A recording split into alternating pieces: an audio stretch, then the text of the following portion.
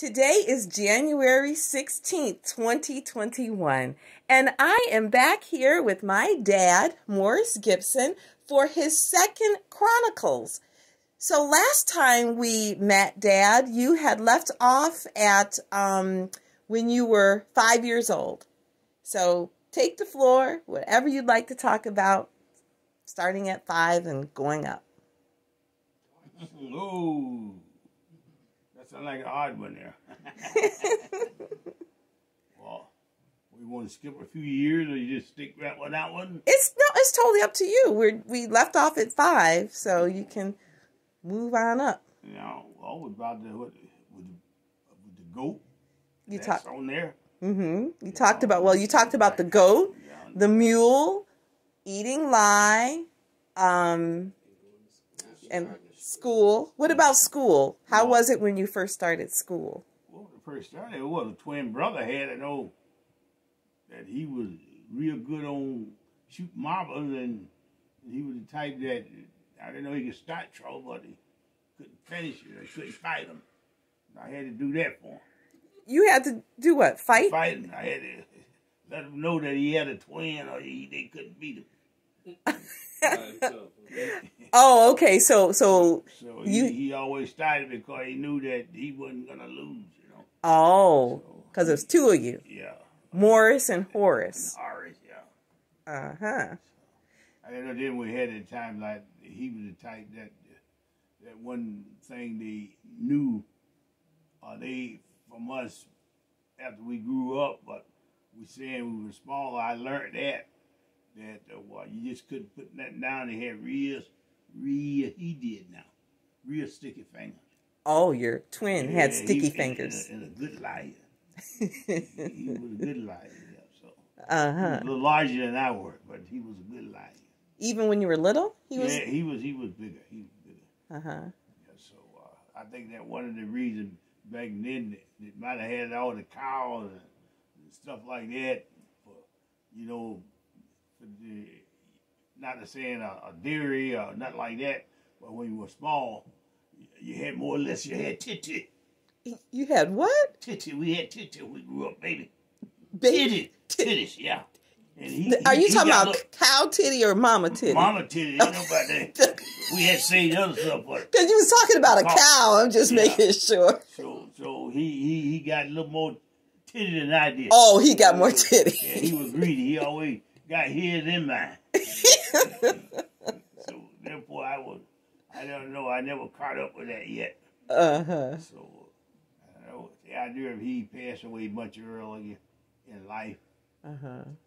But that was because of the lifestyle he led. Yeah, lifestyle itself. But I was the type that always had the extra energy. Grew up being small, and I had experienced a lot of stuff from the ground up. Oh, because you were smaller. Yeah, I was small, but now I looking for something there from the ground up. Whatever looked like candy, whatever was on the ground, I'd take a shot at it. Oh yeah, you told us about that in your last one. That's how you got the name Pigeon. Yeah, I think that's where I learned that one later. I still after stuff like that. Did you like school? I liked school, and I got in the time that I could go. I liked the school there. Now, what do you mean when you? My brother was a little further high up than I was going. I stayed on the farm, and with my brother, which was about 4 years older than I were. And him and I more or less were like twins. And then we were like brothers, you know. Oh, you were closer to your brother that wasn't a twin. I was the type that knew it, not knew it all, but I knew a lot of things that at the age that I were that a lot of kids didn't know. So I had to stay there and try to help farm. Oh, like what stuff did you have to do? I worked with my other brother, which was 4 years older. I worked with him there, and we fought all the time. I just believed I could beat him. Therefore, we just. Now, which brother was that? Because I know Leroy. Because I know you had. There's 13 of y'all all together. There was a girl in between us, between the twins. Leroy, and there was like Morris and Horris. Or you call Jack and Pigeon. And then was Leroy. There was Jane Ether, the girl, and then Jack and Pigeon. Mm-hmm. So, and who's still living? What's living right now is Jane Ether and Lou Jr. They're much older. And yourself. Quite old. Yeah, myself. There's 3 out of 12 kids. Yeah. 14 altogether. 2 passed away. Yeah. Early. Yeah. Yeah. So you said you liked school whenever you could go. Whenever I could go, yeah. I liked school. What are any memories you have of school? Well, I knew I was always ambitious. Always had a 5 or 10 cent to rub together. And I never knew all the people that the other kids knew that was going to school because I wasn't going all the time because it wasn't that down there I didn't want to go. Right, Just, but you had to do. I just couldn't go. Because you had to do the farm work. Farm work, like help farm work. My father was a business in himself there. He had a contractor like you call pulpwood. He cut wood and lumber stuff. He had a few people working for him, and everything. So he was in a business there. So do you think that's why, from what I know, from being your daughter, you have a very he was a handyman. Serious work ethic. Yeah, he was a handyman. I learned how to do a lot of things, and yet right today, I can do them. There's, from my childhood until my older manhood. Right. People just believe I can do a lot of things, or there are things that I just cannot do. They figure that I can do. You'll figure it out. Yeah, figure it out. So, you will figure it out. Yeah, so it's just that way there. Because I know growing up, that's all phone would ring. Is Mr. Gibson there? Is Mr. Gibson there? And a lot of people could tell stories about stuff that you fixed. You fixed or created. Well, like I can tell some of the things there a few things that I just remember, period. There's so many different things that I could just tell, but I mostly have to sit and just daydream all these different things that I can, and time do not wait. Right. Well, that's why we're doing this. That's why we're doing this. You could tell, we can take it a little bit at a time. So just share with us whatever story that comes to mind for you right now. Yeah, but anyway, I will go back to the point where that during the time my father passed away, or what happened was the incident. I don't even care to discover that one or to talk about it because it was just the only thing that we knowing that he just came out of the hospital. And the idea happened there would take too long to really tell all of that and everything. But anyway, he passed away. Somebody, say with a heart attack from the stress that approached him during the time he was in the hospital. And when they claimed him, they figured if he had gotten out, he would start back to work too quick. It wasn't that. By the family having at the homestead itself, being black, we had a lot of equipment, 2 vehicles, or maybe 3. He either had 2 trucks and a car. And my father was in business in Popewood. And this was back in the back in the 30s and early 40s. Okay, yeah. All of that was happening. And even so, there was the time that he was in this business in this situation here. He could almost work. He could build a #1 mechanic. He could just do stuff, put stuff together. And it was just the idea of it. There wasn't too many things that couldn't do. I remember doing time being black and being down there, the plantation, all that stuff. We were surrounded with plantation, but it wasn't on a plantation. We were, and because it's not like you were a slave. And with the plantation there, a lot of those folks had older cars. We had later model cars. When they came by the house where we lived, which was a little off the road from there, we had animals and all this different stuff that we had in plus that, and my father passed away from behind of the deal that people spotted our young mules, you call. Mm-hmm. My father had bought me a mule and my twin brother. Mm-hmm. They were younger. Right. And they used to jump the fence and get out at night, and run various places, and then come back and jump back in. The mule? Yeah, we jump back in the fence. Uh-huh. And a pretty high fence. But there were some guys from North Carolina, which we was in South Carolina. And that was only about 10 miles, 9 to 10 miles different from going one direction and you be in North Carolina and back. Mm-hmm. And these guys used to come through that way on the main, which was the main road, mm-hmm. which was a dirt road. Mm-hmm. And they come to at night, and these guys had the old cars, and they see them, and they being, as you might would say, neighbors when you're in the country. When they see an animal or something like that, they just knew each other for 20 miles or so apart.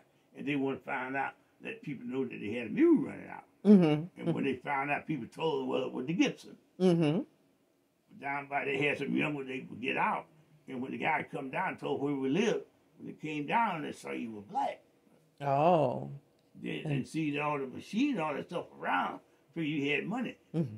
Their vehicle was bent, one of the fenders was bent real bad, the fender now, not the outer bumper, mm-hmm. bent real bad, and they blamed that they had hit one of them.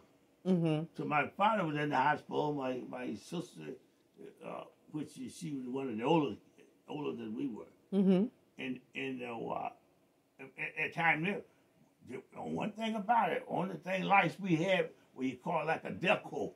Mm-hmm. A who? A Delco engine. Okay, which was Delco. A lot of battery. Uh-huh. You run it at night with these lights. Yeah, they still got Delco exists now. We crank it up and run that, and only 2 people had that down there. Uh-huh. Well, we had one, and quite a little ways out, but 2 miles away, the big plantation man had one. Hmm. And we were in that. And on time you would come out, like you have no extension light and all that stuff. Mm-hmm. The guy would come at nighttime, and we had most of the lamps, stuff like that, come at nighttime and say, well, they had hit the mule. Mm-hmm. And we didn't check them, and they hadn't been hurt. The bill bent and all that, got to pay for it. And they come by 3 or 4 times, and then by meanwhile, my father had been in the hospital. Mm-hmm. So wait, they said that they hit your mule, yeah, but you could see there wasn't nothing wrong with your mules. No, wasn't nothing wrong with it. Okay. And them cars back in them days, when you put a big dent in there, you get hurt. Oh yeah, yeah. Oh yeah, yeah. And there wasn't no dent. They come back and forth. So when my father came out the hospital, that one day he had sent us gave us like maybe about $3 or so each. My older brother maybe mm-hmm. 5, and then the older one then he was married, mm-hmm.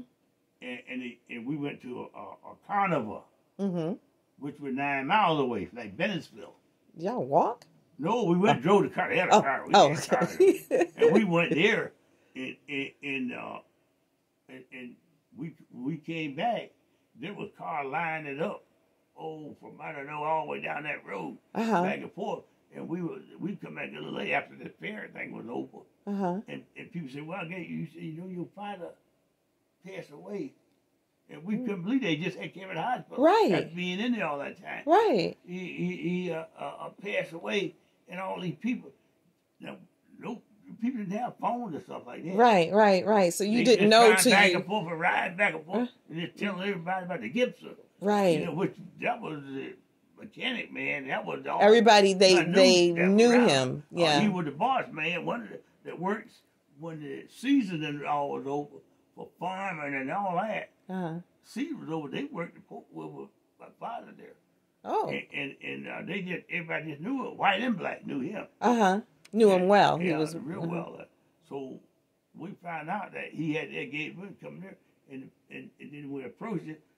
They had already taking him back to where we came from. We just came from Bennettsville, from the fair, and that's where the hospital and all the other stuff was there. Undertaker and all that stuff. They go small town.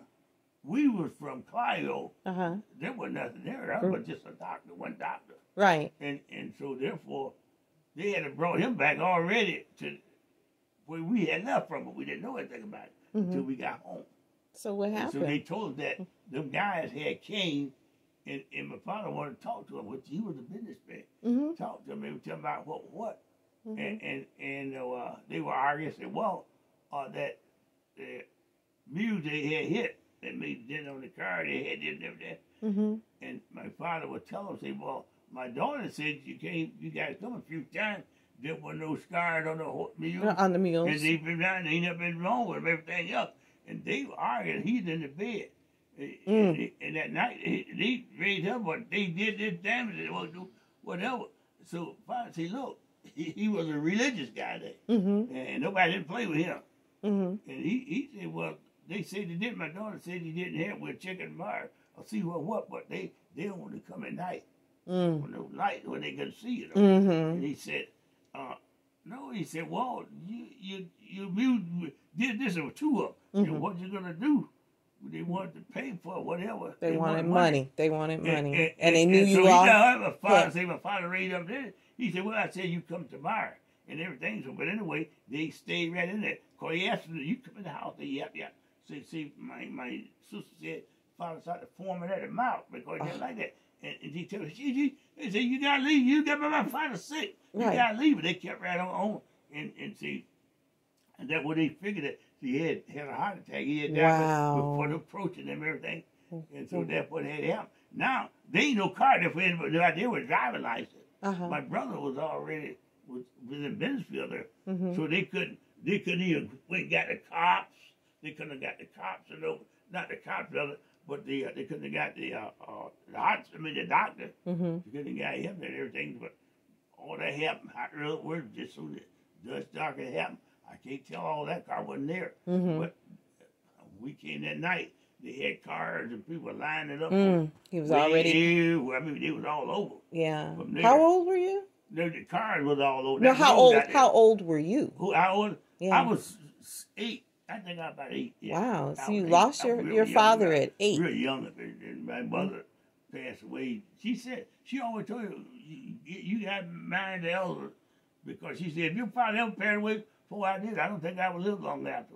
And how long did she live? About a year and a half. Oh, and wow. She passed away with a stroke in church. She went down to church. And she passed away with a stroke there. But anyway, during the time, now my older twin brother, they had bought a house there in town. And my father always said he was a guy class guy there. He said that, but I never lived in the house that we bought it for my mother there. That when they both were all together and everything. And he had bought it in the house that had been there for years when the kids were growing up. And the other people living there, but he told her, he said that he would never live in it. And he didn't. But then when he passed away, we stayed on there for a year or so. And it winds up, they took it a while. We moved in town. We moved in town there. And now we'll get ready to part way there a while. Well, before we moved in town there, really, I'll tell you about a Christmas. Okay. We had a Christmas there, and everything was, we was outstanding people, family. Yeah. And he said, we won't get nothing for no Christmas tree. We knew Santa Claus. We had them people during the years. We done find up in the attic and all that, find out where our stuff was hiding, but we didn't tell them about it. But this one year there, he told me he wasn't going to get nothing for Christmas.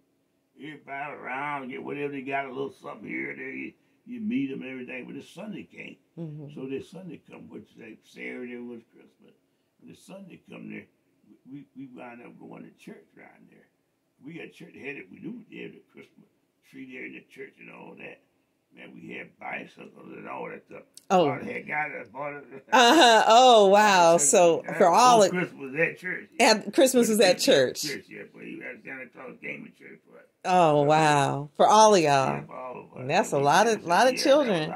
So you folks said, doing what, but he couldn't afford it. But just, we had been peeping at other stuff. But so he had to leave it at church because you kept finding it. We've been finding that book around there. So that's actually, I mean, that's really a positive, good thing. They were used Bibles, but there was no new one. They were used Bibles. But still, there's then you had no Bibles. people didn't have no car. Right. That's what I'm saying. Animals, You were lucky. You were blessed. Yeah, so you were blessed to have those. But then I tell that, like when we came to when I left, I was there about 3.5 years. So down in the house there in the Cayo there. Moved from the little country about 3 miles different out. Moved into the little town. We had wound up. We had I used to just try to do a little work here, do a little this. I was used to working. I had been working. You were working since you were like 8. I left for down there when I was 14. But anyway, during the time that I stayed about 3 years after my mother passed away. So anyway, I used to go out work in these little different places. People pick up on pigeons. White folks who didn't want pigeons. They work. Walk behind one of them little starting lawnmowers. Nobody know what no lawnmower was pushing it. I had a lawnmower riding on white folks that would go different places. They would have one with a motor on it. Walking behind that mother. No, they had no riding on it. The motor behind it. I was shoot me a young kid. I'm running right behind that. They showed me how that guy can do anything. That little kid. He can work. He was working. And I read 2 different families I had did that for. And go and eat quick. People used to make me go in the chicken coop. A little hole there. And I'd be scared to go in there. And they would tell you go in and get them eggs. Because they wouldn't use the eggs. They had the eggs, the chicken nest, however, with a crib or thing built around that chicken coop. And they all wouldn't put them eggs in there. Whenever I would get out of school, come there, go look for pecans, shake trees, pick up. I made a lot of money. And not that they wouldn't be paying it. We'll pay you so you coming tomorrow. I'll come a certain day. I pay you then. And shoot, what can you do? You working. Yeah. And they tell you when they're going to pay you, but you don't know you're going to get paid or not. Oh, really? So sometimes you didn't get paid? No, I got paid. Oh, you did? I know that, though. Oh, you couldn't beat nobody. Not at that young age. You sure couldn't sue him. No, not a white boat. No. But anyway, I went down to the store there one of the ladies that they owned that store that I did a lot of work at her house. Mowing that lawn, working the hedges and bushes and all that stuff. And they would, that the store, the big store, was the lady owned the big store. And so do all that. So, but anyway, when I get my little change and all that, I don't know, I probably had for all that whole week, back and forth, everything else, I probably was doing that work that probably had made about $5 maybe. Big money there. Yeah. When they gave you a couple of them 50-cent pieces and all that, you got big money. Yeah, back in the 40s. Yeah. And so, but anyway, I went by the store where I used to shop, but wasn't where I got that from there. And I had this little money in my little pocket, and I done went through the chicken coop, got the eggs and shook pecans and all this other stuff. I went by the grocery store. I'm a little guy. So I'm something like right now, I'm about 10, 12 years old. 10, maybe say. I go by the store there and shoot, I get a cabbage, I get about a 2-pound, a 5-pound of sugar. I get all this other stuff before I go home. You was buying groceries? I buy groceries. Oh, you weren't buying candy? My father, my mother was, my father passed away. Yeah. My mother at home, everything. Never been on welfare. God never did. At the age of 83 years old, he never been on welfare. Never been. I know. I pray. I thank God. Yes. But anyway, I came around. We came around there, and I come around there. And then when I got to go about a quarter of a mile walking from the store all the way around back to back lot and trying to carry all this stuff there. Which you had round bag, they were heavy, everything big. The bag was strong. Right. And you hear nothing about no plastic bag then. and you carry that, you get it home, then you get it. And the mother knew had been going after school to very well be working for other schools doing them days and that. I come home with all that stuff there, bring it in there, what I had bought. My mother cried, boo. I couldn't understand why she cried. She cried as a little kid that went to work and everything, thought about home and bought all that stuff. Bought all the groceries. But I didn't think about it for years and years later. Yeah. After I got it, she cried like a baby there. She cried. Oh, my kid to eat her. You done did all that work, and instead of buying candy or whatever, you bought groceries for the house. I've been my twin brother. He bought a lot of candy. He wouldn't tell nobody about it. He wouldn't have worked either. But you did that. Well, I'm going to stop you right here because we are probably at we are a good 20 minutes. Yeah. And I thank you, and we're going to do another one soon. Yeah. Well, you know what? Then